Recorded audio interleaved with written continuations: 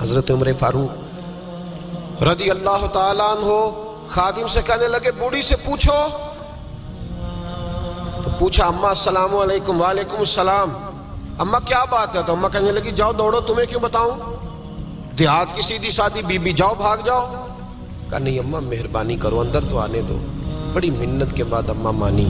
عمر فاروق عام آدمی نہیں جس سے دنیا کامتی ہے. حضرت عمر اندر گئے. اماں کیوں پریشان ہو؟ تو اماں کہنے لگی تمہیں کیوں بتاؤں, میرا اپنا دکھ ہے.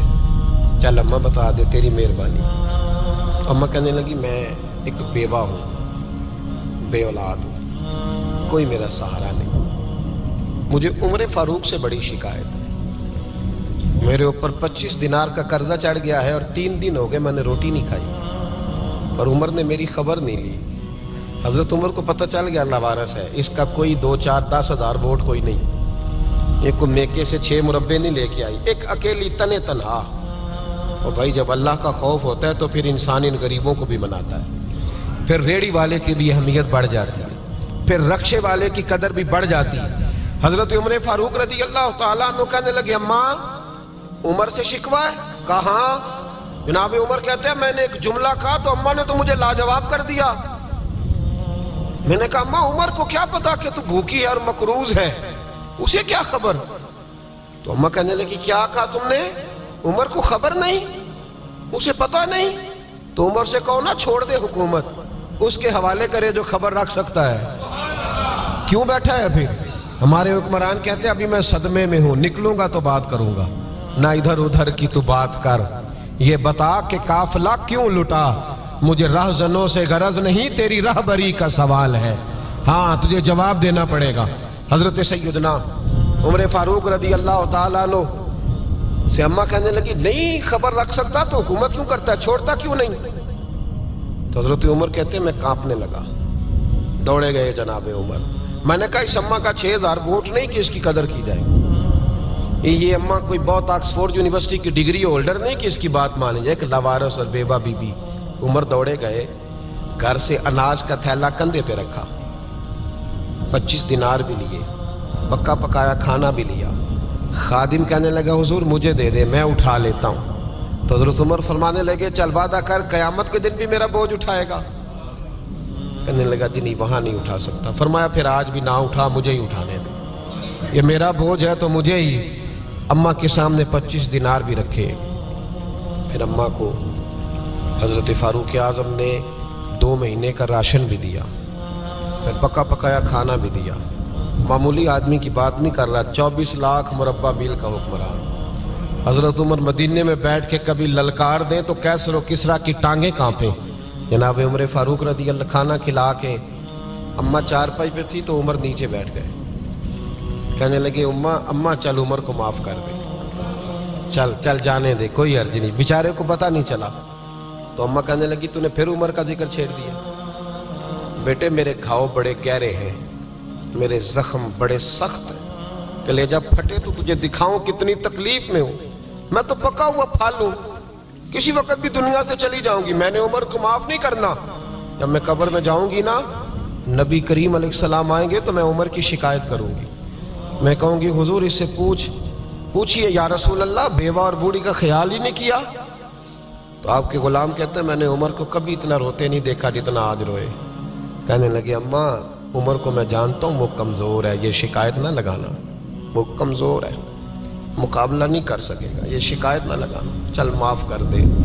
تو اماں کہنے لگی اچھا تو مجھے کچھ اچھا لگتا ہے, جا تیری خاطر عمر کو معاف کیا, تو پیارا لگا ہے, جا معاف کیا, تیری خاطر معاف کیا, تیری خاطر عمر کو معاف کیا. حضرت عمر فاروق کہنے لگے مجھے لکھ کے دو. کون اتنے جتن کرتا ہے, کون؟ کسی سے کہنا جا اپنی اماں کو منا لے, تو کہتے ہیں نہیں میری غلطی کوئی نہیں تو مناؤں کس بات پہ, ہمیں تو 20 دلیلیں آتی ہیں. جا ابا کے پیر پکڑ لے. پتہ ہے نبی پاک علیہ السلام نے فرمایا جس کا باپ راضی ہوگا اسی کا اللہ راضی ہوگا, اور جس کا باپ ناراض ہوگا وہ سارا دن وظیفے پڑھے, اس کا اللہ راضی. یہ ابو داؤد شریف کی حدیث ہے. نا جی بڑی مہربانی, پیسے نہ لائیے گا. اب بات سنیں, وہ بھی میں سمیٹنے کی طرف آ رہا ہوں, ختم کر رہا ہوں, آپ میری بات پہ توجہ رکھیں. عزیز بھائی, نبی کریم صلی اللہ تعالی علیہ وسلم نے جو اپنے غلاموں کی تربیت کی تو حضرت عمر فاروق کہنے لگے لکھ کے دو. लिख दो। तो अम्मा कहने लगी आप लिखे मैं साइन कर देती हूँ, आप लिख दे मैं साइन करती हूँ। हजरत उमर ने लिखा फुला बिनते फुला को उमर से शिकायत थी, फिर उन्होंने उमर को माफ कर दिया। अम्मा साइन करने ही लगी थी, साइन करने ही लगी थी कि मौला अली शेर खुदा आ गए, हजरत अब्दुल्ला इब्ने मसूद आ गए। ओहो उमर यहाँ बैठे हुए हो, मैं सारे मदीने में तलाश कर रहा था, यहाँ बैठे हो, वो कुछ लोग मिलने आए, निकलो। अम्मा ने सुना कि ये उमर थे तो अम्मा उठ के खड़ी हो गई। आय हाय उमर थे, आप उमर थे? तो जनाब उमर कहने लगे अम्मा तूने जो कहा ठीक कहा, लेकिन अपने वादे पे कायम रहा, ये जरा साइन कर दे। अम्मा ने साइन किए तो हजरत उमर फारूक फरमाने लगे अली आ गए हो तो बतौर गवाह तुम भी दस्तखत कर दो।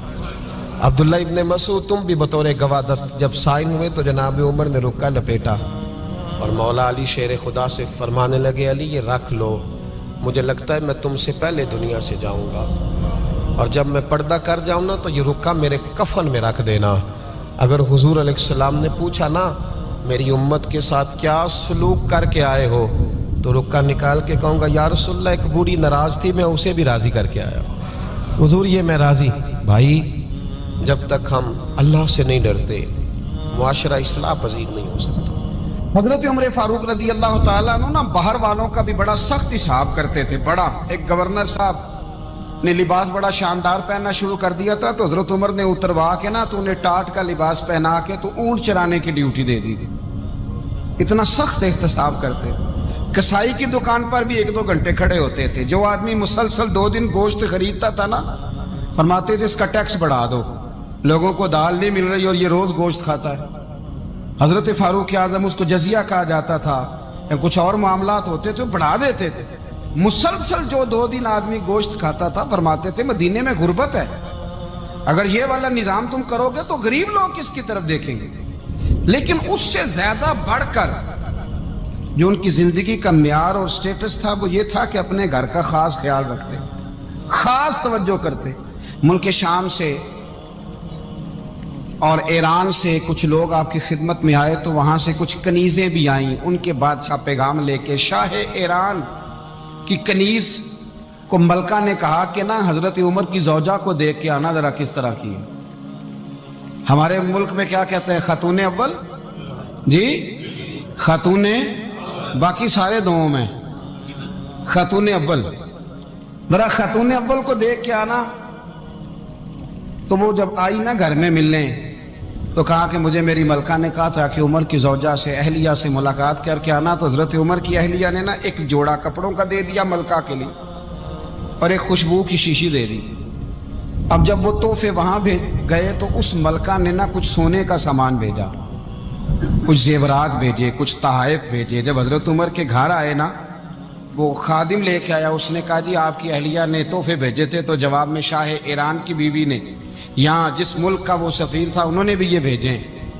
तो हजरत उमर फारूक ना वो तोहफे लेके घर गए, तो जाके कहने लगे अपनी अहलिया से ये तू कब से तोहफे तहाइफ भेजने लग गई है, ये कब से निजाम शुरू हो गया। तो कहा हुजूर तोहफा देना लेना तो ठीक है, सुन्नत है, मोहब्बत बढ़ती है, तो ये कोई कबाहत नहीं, और मैंने अपनी जाती इस्तेमाल के लिए जो चीजें रखी थी वो मैंने दी हैं।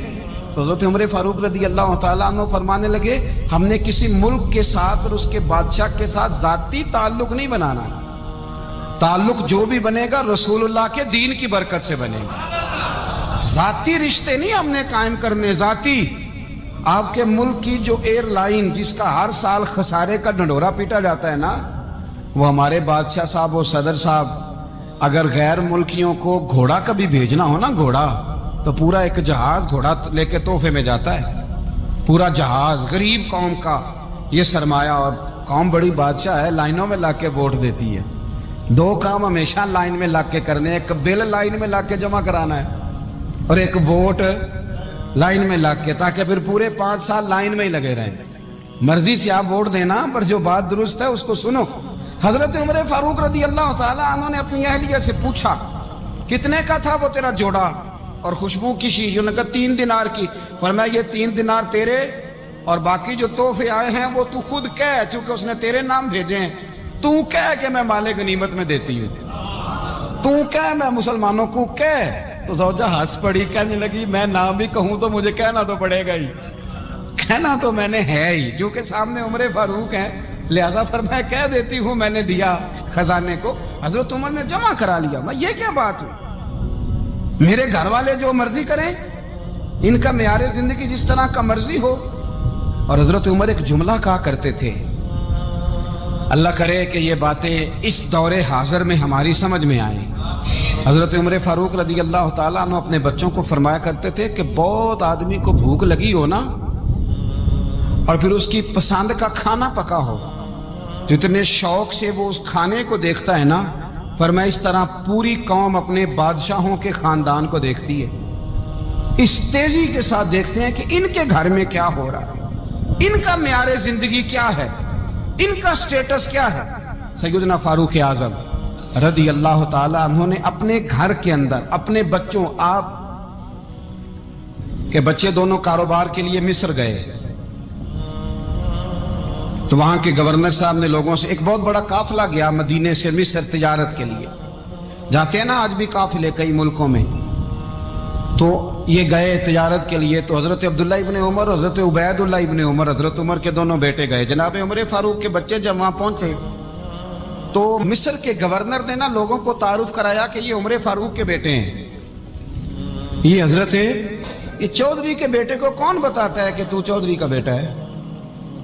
باہر والے بتاتے ہیں, گھر والے جی.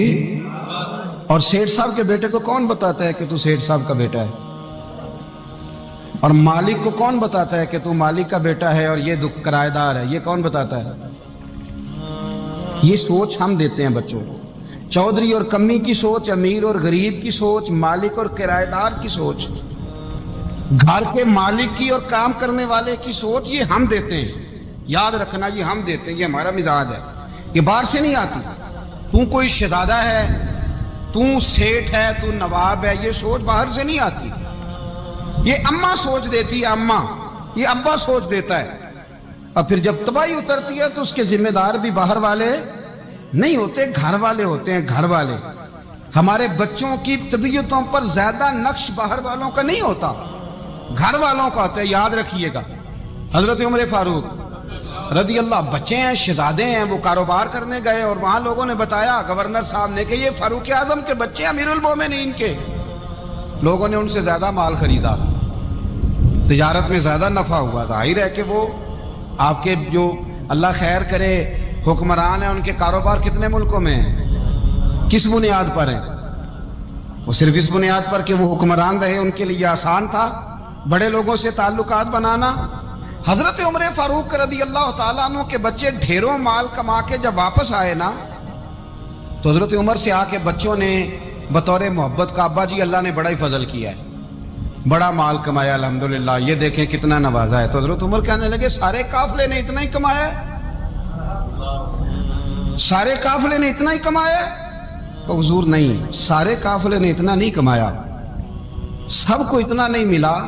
وہ تو وہاں گورنر صاحب نے لوگوں کو تعارف کرایا تھا کہ یہ عمر کے بچے ہیں, تو لوگوں نے پھر ہم سے بڑا ہی خریدا. تو حضرت عمر فرمانے لگے ٹھیک ہو گیا, میں بات سمجھ گیا. اس طرح کرو, جو تمہاری اصل زر تھی نا, جو راز تھی, وہ رکھ لو, اور باقی سارا مال مال خزانہ میں جمع کرا دو. اس لیے کہ یہ تم نے تجارت نہیں کی, یہ تم نے اپنے باپ کا نام بیچا ہے, یہ تم نے امیر المومنین کے بیٹے ہونے کا فائدہ اٹھایا ہے. فرمایا یہ تمہارا نہیں حق, یہ مسلمانوں کا ہے. اس لیے کہ یہ مال تم نے محنت سے نہیں کمایا, یہ باپ کی کرسی کا فائدہ اٹھایا ہے. اور فرمایا اگر تم نے مال جمع نہ کرایا تو میں مال بھی لے لوں گا زبردستی, اور کوڑے بھی ماروں گا, ڈبل سزا دوں گا. مرضی سے جمع کراؤ گے تو کوڑوں سے بچ جاؤ گے. بڑے بیٹے نے تو جمع کرا دیا, تو چھوٹا تھوڑا پریشان ہوا. تو حضرت عبداللہ ابن عمر چھوٹے کا ماتھا چوم کے کہنے لگے بیٹے چپ کر کے جمع کرا, یہاں بھی فخر کر کے ہم عمر کے بیٹے ہیں, اور قیامت میں بھی فخر کریں گے کہ ہم فاروق اعظم کے بیٹے ہیں. یہاں بھی ناز کریں گے اور وہاں بھی ناز کریں گے کہ عمر کے بچے ہیں.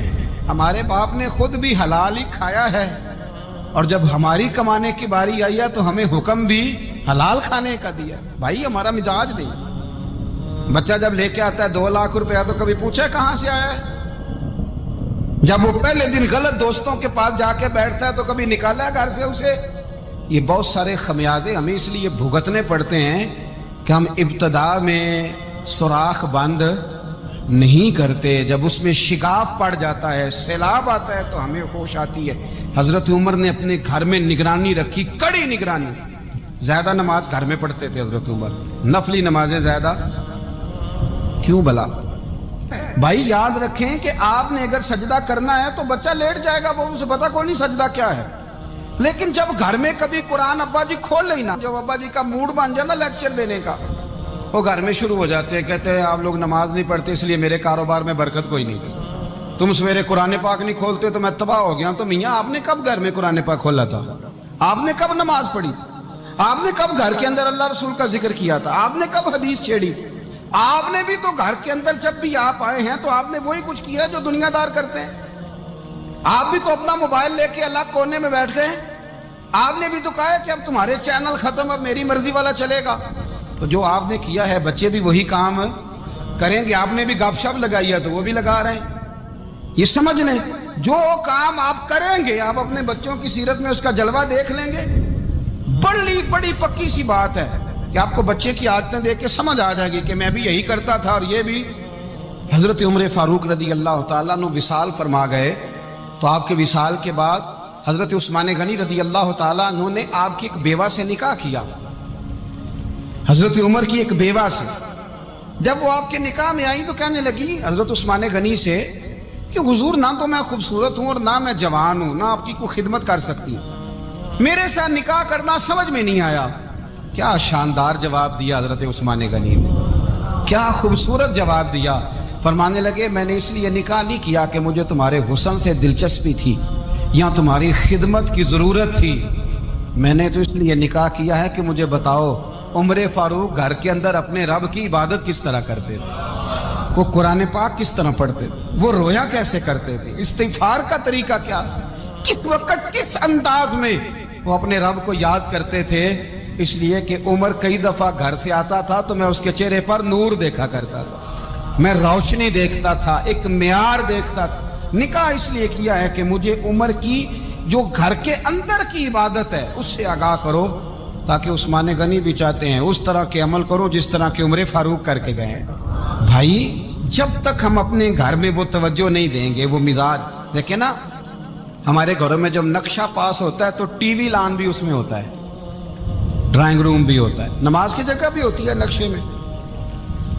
صحابہ جب گھر بناتے تھے تو ایک مسجد بیت کا نقشہ پاس کرتے تھے، ذہن میں رکھتے تھے کہ یہ کونا نماز کے لیے، وہاں جوتے لے کے کوئی نہیں جائے گا، وہاں نماز پڑھی جاتی تھی، عورتیں وہاں اعتکاف کرتی تھی۔ ٹی وی لان تو آ گیا ہے اور گھر کے اندر ٹی وی رکھنے کے لیے تو ایک کمرہ الگ سے بنا دیا گیا ہے، اور اب جو نئے نقشے پاس ہو رہے ہیں اس کے اندر گھروں کے اندر جگہ بنائی گئی ہے جہاں کمپیوٹر رکھے جائیں، اور بچوں کے لیے وائرنگ ہوگی نیچے تاکہ انہیں کوئی مشکل درپیش نہ ہو۔ یہ ساری چیز ہم نے نہانے کے لیے گھروں کے اندر اتنے بڑے واش روم بنائے ہیں کہ لگتا یہ ہے کہ سوائے نہانے کے اور کام ہی نہیں کوئی گھر میں ہوگا، ہر چیز آ گئی۔ پر اللہ کرے کوئی تفسیر بھی ٹیبل پہ پڑی نظر آئے، کوئی حدیث کی کتاب بھی ٹیبل پہ پڑی نظر آئے۔ اللہ کرے کہ جس طرح ابا لطیفہ سن کے آتا ہے تو جب تک سنا نہ لے اسے ہضم نہیں ہوتا، اللہ کرے کہ وہ جمعے میں بیان سن کے جائے تو اس کا بھی دل کرے میں اپنے بچوں کو سناؤں، وہ نبی پاک کی کوئی حدیث کہیں سے سنے تو گھر جا کے سنائے۔ جب تک یہ معیار نہیں بنتا آپ کیسے توقع کرتے ہیں کہ گھر کے اندر اللہ کی رحمتیں نازل ہوں گی؟ آپ یہ کیسے توقع کرتے ہیں کہ گھر کے اندر وہ معیار اور وہ مزاج بنے گا؟ حضرت عمر فاروق نے ذاتی زندگی پر جو توجہ دی، گھر والوں کے معیار پر جو توجہ دی حضرت عمر فاروق رضی اللہ تعالیٰ عنہ نے، وہ بھی بڑی دیدنی ہے۔ حضرت ابو موسیٰ اشعری کو نا آپ نے وزیر خزانہ بنایا، وزیر خزانہ، تو حضرت ابو موسیٰ اشعری کہتے ہیں کہ حضرت عمر کو شیخ خزانے میں رہنے تو دیتے نہیں تھے۔ تو ایک دن میں صفائی کر رہا تھا اس کمرے کی جس میں خزانہ رہتا تھا۔ ہمارے تو ملک میں جو جاتا ہے وہ صفائی کر کے ہی جاتا ہے، اللہ خیر کرے۔ اور خیر معیار بدلتا ہے، جو پچھلی حکومت ہوتی ہے وہ قرضہ اٹھاتی ہے، وہ باہر سے جاتی ہے تو قرضہ لے کے آتی، اور جو نہیں آتی ہے وہ کہتی ہے ہمیں پیکج مل گیا ہے، وہ قرضہ نہیں اٹھاتے۔ ان کو کیا ملتا ہے؟ یعنی پچھلی نے قرضہ لیا تھا اور ہم نے، واہ جی واہ کیا خوبصورت انداز ہے، اس کا نام بدل کے نا، انہوں نے قرضہ لیا تھا اور ہم نے، میں کہا بڑے شاندار سیانے بندے ہو گئی۔ اور اللہ تعالیٰ خیر فرمائے. ہمارے جو بڑے شاندار قسم کے دوست ہیں نا، شاندار، جن کا ہم ادب سے نام لیتے ہیں، وہ عرب کے بادشاہ ہیں. ہم تو عرب خالی کہتے بھی نہیں، عرب شریف کہتے ہیں، عرب شریف. انہوں نے پتہ کیا کیا ہے؟ انہوں نے اس طرح کیا ہے کہ جو کشمیریوں کا قاتل تھا نا، اس کے گلے میں میڈل ڈال دیا. یہی کام وہ کرتے رہتے. انہوں نے پہلے انہیں بلا کے مندر بھی بنوائے تھے. ہمیں کوئی شکوہ نہیں، ان کی زمین ہے، اللہ تعالیٰ توفیق عطا کرنے والا ہے. پر خیال یہ تھا کہ چلو کشمیریوں کے زخموں پر نمک نہ چھڑکتے، 2 مہینے انتظار کر لیتے، کچھ حالات سنور جاتے، کچھ تھوڑا انتظار. ہیں ہمارے دوست، ہمارے وزیر اعظم صاحب جب جاتے ہیں تو وہ پھولوں کا ہار ڈالتے ہیں ہمارے دوست. لیکن انہیں وہ حدیث یاد نہیں کہ نبی پاک علیہ السلام نے فرمایا جب میرے مومن کو تکلیف ہوتی ہے تو مجھے بھی گنبد خضرا میں تکلیف ہوتی ہے. انہیں نہ کشمیریوں کا خون یاد نہیں آیا، انہیں برہان وانی کی کٹی ہوئی لاش یاد نہیں آئی، انہیں 30,000 بیوہ عورتیں 30,000 بیوہ عورتیں یاد نہیں آئی، 30,000 بیوہ عورتیں جن کے سہاگ اجڑ گئے، اور انہیں 1.25 لاکھ یتیم بچہ یاد نہیں آیا جو یتیمی کی زندگی گزار رہا ہے. اور اس کے باوجود بہت بڑے ذمہ دار ہے وہ. مجھے پڑھ لینے دو آج احمد فراز کا شعر. وہ ہمارے مکتب کوئی ایسا نہیں کہ وہ مولوی تھا، وہ غیر جانبدار تھا، پر مجھے آج پڑھ لینے دو اس کا شعر. ایک کلیجے کا درد ہے، پڑھ لینے دو. اس نے کہا تھا کہ پڑھتا ہوں تو کہتی ہے یہ خالق کی کتاب ہے، مثل یہودی یہ سعودی بھی عذاب. اس قوم کے بارے میں کیا لکھوں فراز، کعبے کی کمائی سے جو پیتے ہیں شراب، کعبے کی کمائی سے جو پیتے ہیں شراب، اس قوم کے بارے میں کیا لکھوں فراز کہ کعبے کی کمائی سے جو پیتے ہیں شراب. میں خیال نہیں آیا تمہارا صرف دین یہ ہے کہ قبریں گرا دو، مزارات گرا دو، فقط یہ دین ہے؟ کوئی نبی پاک کے روزے کی طرف منہ کرے تو اسے مشرک کہو، یہ دین ہے؟ اس کا نام مذہب رکھا ہے تم نے. مذہب تو اس کا نام ہے کہ جو رسول اللہ کا نام لینے والا ہے وہ ہمارا یار ہے، اور جو نبی پاک کا نام لینے والا نہیں، ہمارا اس سے کوئی تعلق ہے. یہ دین ہے. حضرت عمر فاروق کی سیرت سنا رہا ہوں، حضرت عمر کی. حضرت ابو موسیٰ اشعری نے ایک عیسائی کو منشی رکھا تھا، اکاؤنٹ آفیسر حضرت ابو موسیٰ اشعری نے. تو حضرت عمر فاروق بول پڑے، کہنے لگے تمہیں مسلمان کوئی نہیں ملا تھا؟ کلمہ گو نہیں تمہیں نظر آئے؟ کشمیریوں کی لاشیں نظر نہیں آتی؟ ان کا خون بہ رہا ہے، تباہی اتر رہی ہے، اور تم قاتل کو گولڈ میڈل پہنا رہے ہو. اور یاد رکھنا، جب مسلمانوں کی بچیاں روندی جاتی ہوں نا تو پھر اسلام امن کا درس نہیں دیتا، پھر اسلام جہاد کی بات کرتا ہے. پھر اسلام جہاد کی بات کرتا ہے، جہاد کی. وہ قومیں غیرت مند نہیں ہوتی کہ جن کے گھروں میں آگ لگی ہو اور وہ غیروں کو ہار پہناتی پھرے. اللہ کا کچھ خوف کرو. زندگی مختصر ہے. دبئی میں کتنے رہے اور کتنے چلے گئے. خدا را کچھ خدا تم سے اچھے تو وہ نیو یارک کے رائٹر ہیں جو کم از کم اپنے کالموں میں کشمیر کی بات کرتے ہیں. تم سے اچھا برطانیہ کا وہ شخص ہے جو کم از کم BBC لندن پہ رپورٹ جاری کرتا ہے تو کہتا ہے کشمیر پہ ظلم ہو رہا ہے. تم سے تو وہ اچھے رہ گئے. تم نے بات کرنا تو دور کی بات، تم نے دشمنوں کے گلے میں ہار پہنانے شروع کر دیے. کل جب پوچھیں گے بلا کے تم کو اپنے سامنے، کیا جواب جرم دو گے تم خدا کے سامنے؟ بڑی تکلیف ہوئی، بڑی تکلیف ہوئی. وہ نا منصور حلاج کو پھانسی دی جا رہی تھی تو حضرت جنید بغدادی بھی آ کے دیکھنے لگے. تو منصور حلاج کہنے لگے بابا سارا زمانہ دیکھے پر تو نہ دیکھ. سارا زمانہ تماشا دیکھے، انہیں تو پتا کوئی نہیں نا، تو نہ دیکھ. عرب شریف والو، ٹرمپ اسے انعام دیتا تو تکلیف کوئی نہیں تھی، ملکہ وکٹوریا اسے انعام دیتی تو تکلیف کوئی نہیں تھی، پر تم تو نہ ایسا کرتے. تم تو اپنے تھے، تم تو کلمہ گو تھے، تم تو یہ ظلم نہ کرتے، تم تو یہ حرکت نہ کرتے. میں کہتا ہوں ٹھہر ہی جاتے. جانا نہیں دنیا سے، اللہ کے حضور حاضر نہیں ہونا. جب رسول اللہ قبر میں آئیں گے تو کیا جواب دو گے؟ خدا را حضور نے فرمایا تھا گناہ روک نہیں سکتے تو دل میں ہی برا جان لو. ذالک اضعف الایمان، یہ کمزور ایمان ہے. کم از کم اتنی حد تک تو آ جاؤ، دشمن سے گلے تو نہ ملو. خدا را سمجھے ہمارا پہلا تعارف یہ ہے کہ ہم رسول اللہ کے غلام ہیں. اقبال نے کہا تھا وطن کا بت نہ بنانا، وطن کو بت نہ بنانا. اقبال کہنے لگے ان تازہ خداؤں میں بڑا سب سے وطن ہے، جو پیرہن اس کا ہے وہ مذہب کا کفن ہے، اس لیے کہ بازو تیرا توحید کی قوت سے قوی ہے۔ اسلام تیرا دیس ہے، اسلام تیرا دیس ہے، کیونکہ تو مصطفی ہے، تو نبی پاک والا ہے، مصطفیٰ والا۔ اسلام تیرا دیس ہے، تو مصطفی ہے۔ امریکہ میں جو مسلمان رہتا ہے ہمارا بھائی ہے، اور پاکستان میں جو مرزائی رہتا ہے اس سے ہمارا کوئی تعلق نہیں ہے۔ حضرت عثمان غنی نے اپنے چچا کے بیٹے سے کہا تھا کہ تو کلمہ نہیں پڑھتا تو تیرا میرا رشتہ کوئی نہیں۔ بلال حبش سے آیا ہے پر میرے نبی کا غلام ہے تو سگے بھائیوں سے بھی آگے ہے۔ ہزاروں قومیں وجود میں آئیں دہر میں خوش کو تر کے رشتے سے، پر ہم نے بنیاد دوستی رکھی یاد خیر البشر کے رشتے سے۔ اپنی ملت پر قیاس اقوام مغرب سے نہ کر، خاص ہے ترکیب میں قوم رسول ہاشم۔ کچھ خیال کرے، پہلا تعارف دین ہے، اگر دین نہیں تو پھر کسی وطن کی کوئی ضرورت۔ اس لیے کہ پاکستان کا تصور اقبال نے پیش کیا نا، تو اقبال کہنے لگے ان تازہ خداؤں میں بڑا سب سے وطن ہے جس کو تم بت بنا کے پوجتے ہو۔ ہمارا وطن تو ہمیں جان سے زیادہ پیارا ہے، پر پہلے پاکستان نہیں، پہلے اسلام، پہلے اسلام تیرا دیس ہے، تو مصطفی ہے۔ تو آمدام برسر مطلب حضرت عمر فاروق رضی اللہ تعالی عنہ۔ حضرت سیدنا ابو موسیٰ اشعری کہتے ہیں کہ میں نے نا صفائی کی، مال غنیمت کی میں نے صفائی کی، تو ایک دینار مجھے نا کہیں پڑا ہوا مل گیا، تو فرماتے ہمیں اجازت ہوتی تھی کہ ایک آدھ دینار ہم اپنی مرضی سے کہیں خرچ کر۔ تو حضرت عمر کے بیٹا گزر رہا تھا، تو حضرت ابو موسیٰ اشعری کہتے ہیں میں نے صفائی کی تو ایک دینار نکلا، تو میں نے وہ ایک دینار نا حضرت عمر کے بیٹے کو دے دیا۔ میں نے کہا لو بیٹا اپنے چچا کی طرف سے تحفہ۔ تو گھر جا کے انہوں نے حضرت عمر کو بتایا کہ چچا نے پیسے دیے ہیں، چھوٹے بچے تھے۔ حضرت عمر نے حضرت ابو موسیٰ اشعری کو بلا لیا اور بلا کے فرمانے لگے میں تو تمہیں اپنا دوست جانتا تھا اور تو نے میری اولاد کو ہی دنیا دار بنانا شروع کر دیا، میرے بچوں کو ہی تم نے دنیا دار پیسوں پہ لگانا شروع کر دیا، میں تو تمہیں یار سمجھتا تھا۔ فرمایا تمہیں چاہیے تھا میرے بیٹے کو نصیحت کرتے کہ بیٹا پیسوں سے رب راضی نہیں ہوتا، اس کی رضا والے کام کیے جائیں تو رب راضی ہوتا ہے۔ اور فرمایا تمہیں کوئی اور گھر نہیں ملا تھا تباہ کرنے کے لیے، میرا ہی گھر ملا تھا، اٹھاؤ اپنا دینار اور خبردار آج کے بعد میرے بچوں کے ساتھ یہ والی نیکی نہ کرنا۔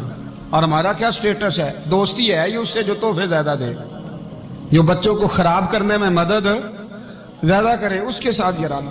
حضرت عمر نے گھر پہ اور سب سے بڑھ کر اپنی ذات پہ توجہ کی۔ حضرت ابو مالک رضی اللہ تعالیٰ عنہ کہتے ہیں میں عمر کے پیچھے پیچھے ایک باغ میں گیا، اکثر اس باغ میں جایا کرتے تھے، اور عمر جا کے نا تو درخت کے نیچے بیٹھ گئے اور فرمانے لگے او امیر المومنین اللہ سے ڈر جا، ورنہ جس رب نے حکومت دی ہے وہ عذاب بھی بڑا دے گا، ڈر جا رب سے۔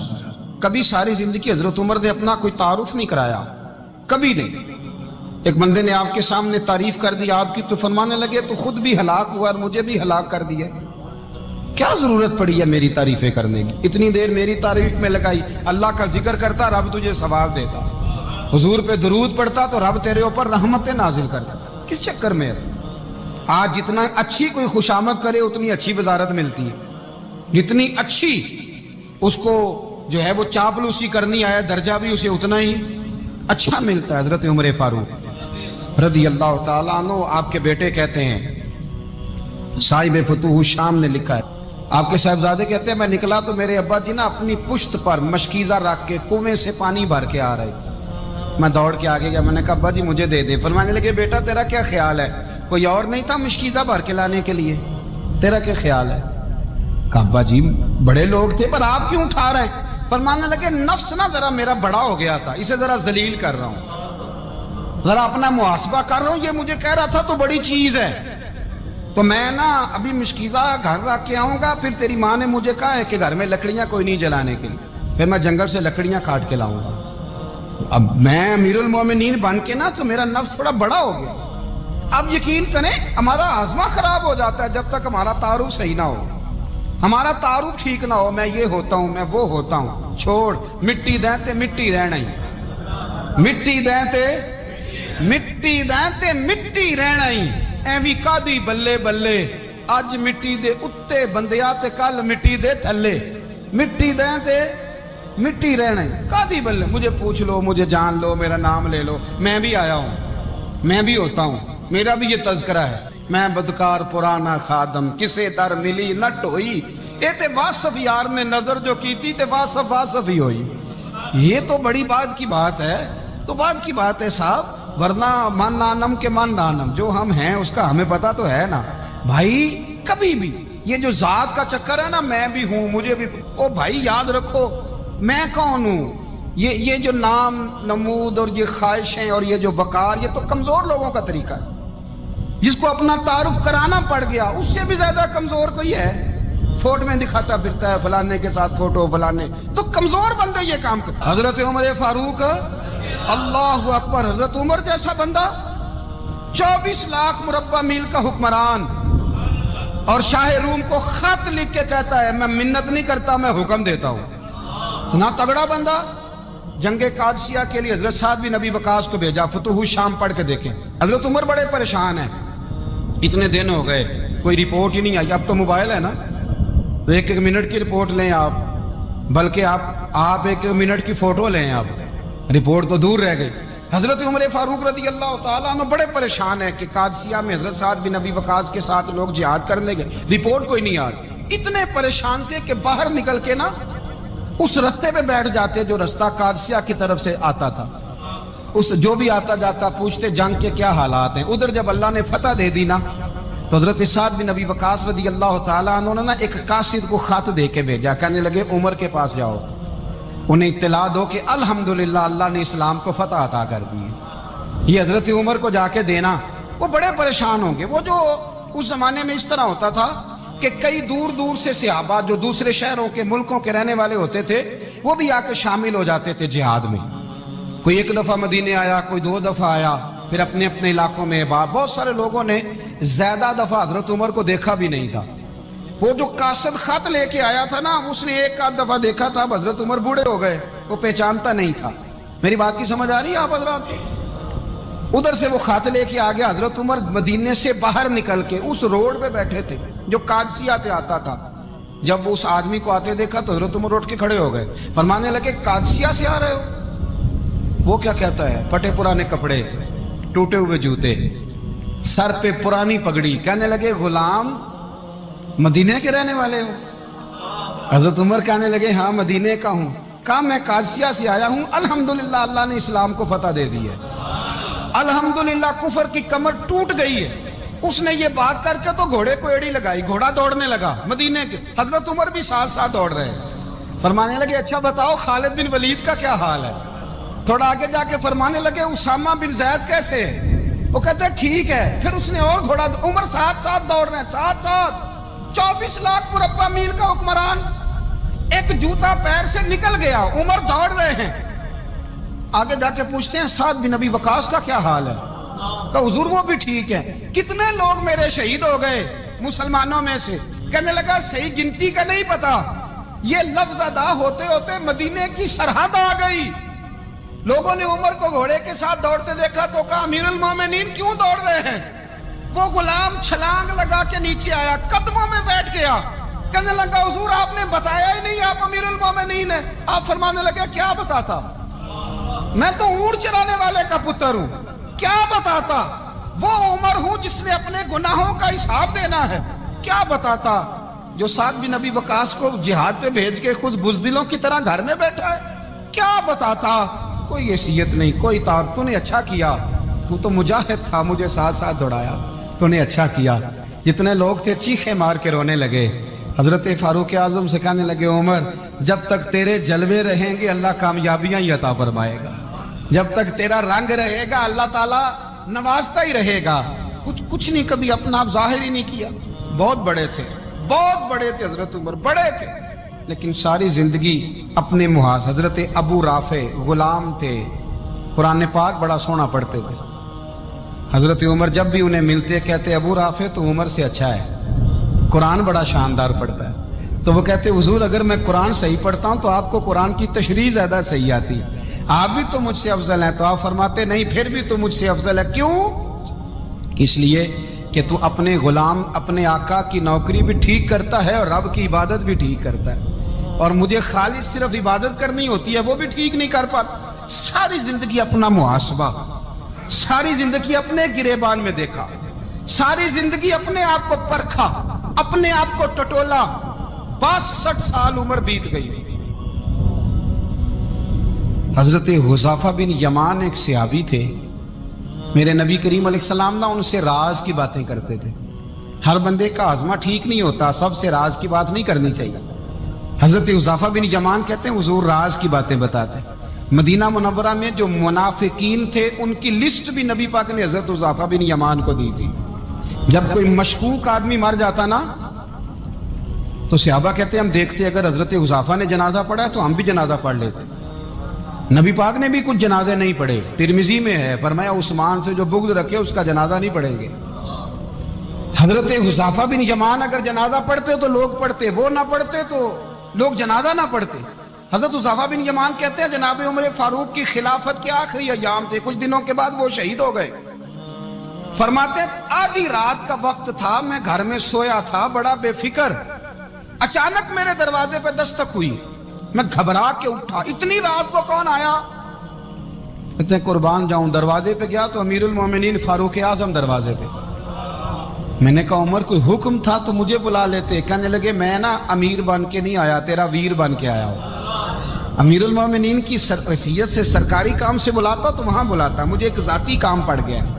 کہتے میں نے عمر کو گھر کی اندر بلا کے چارپائی پہ بٹھایا. میں نے کہا حضور میں غریب آدمی میں کیا آپ کے کام آ سکتا ہوں؟ تو کہتے ہیں انہوں نے نا مجھے ساتھ بٹھا لیا, پھر میرا ہاتھ پکڑ لیا. کہنے لگے تو عمر کو جانتا ہے؟ عمر جھوٹ نہیں بولتا. تو جانتا ہے؟ عمر وعدوں کا پکا ہے. کہا حضور جانتا ہوں. کہا میں اس وقت آیا ہوں جب دیکھ بھی کوئی نہیں رہا.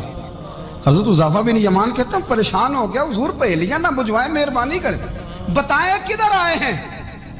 حضرت عمر فاروق فرمانے لگے 62 سال کا ہو گیا ہوں, 63 میں چل رہا ہے, داڑھی سفید ہو گئی ہے, ال پک گیا, اٹھ فریدا ستیا, داڑھی آ گئی پور, اگا نیڑے آ گئی, پیچھا رہ گیا دور.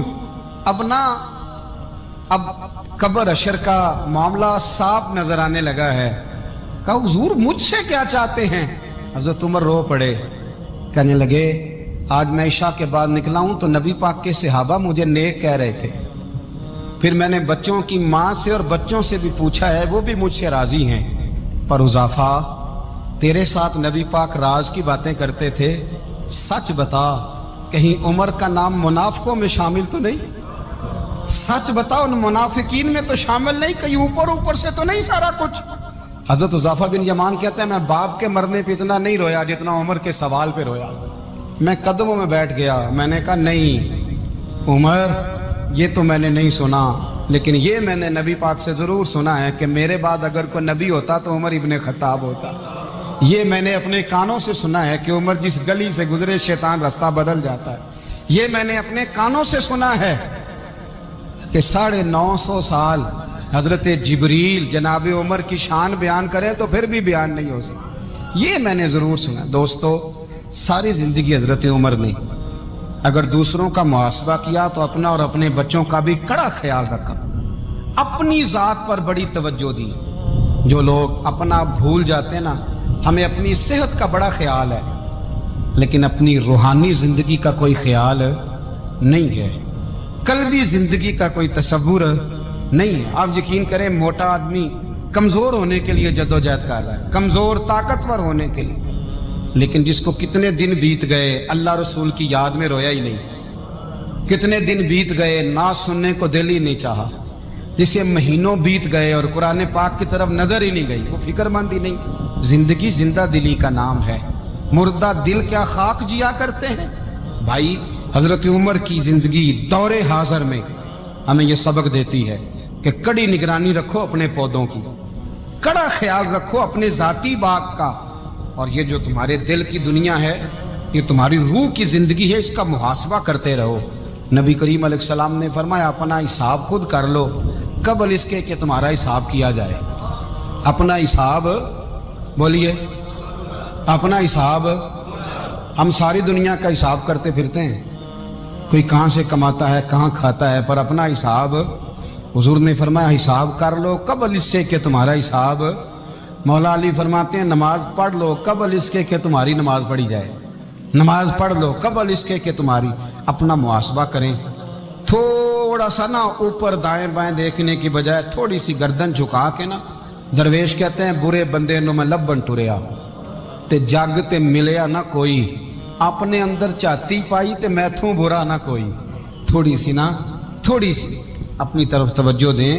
हम ना बेचैन वक्त गुजार रहे हैं, बेकरार हैं, बेसुकून है। सबब ये है कि हमने ना अपना हिसाब करना छोड़ दिया।